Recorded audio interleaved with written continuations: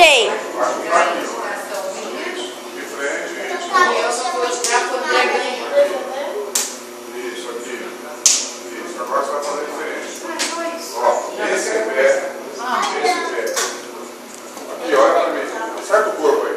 Dá um cheque. Esse pé que está aqui. Esse pé, o outro pé aqui. Esse pé da frente aqui.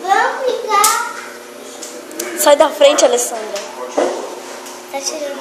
Vem acabar de comer, o Gabriel. Eu já acabei. Tem não. Esse pé, troca o pé. Tem, tá ali. Aí, esse pé aqui. Vem aqui, Marcos. Vai. Isso. Vamos treinar agora a chapa giratória, né? Você vai virar. Lembra? Está errado o que o pai falou. A mesma coisa que o pai disse no outro dia. Espera. Lembra que o pai falou que isso aí era só técnica do cisto. Vira de frente. Toma o pé para lá. Esse pé aqui não sai. O outro é que vem. Isso. Porque se você virar aquele pé, o pé não chega. Certo? Então só ir de frente para mim. Isso. Vai, posição. Vai, faz a chapa.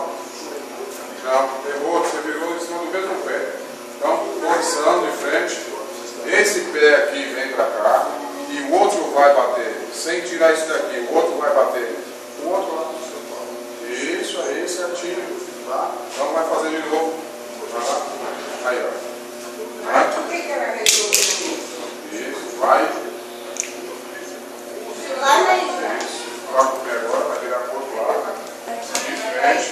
Pera. Que, Gabriel? Eu tô filmando. De frente pra mim. Já foram 1 minuto e 59.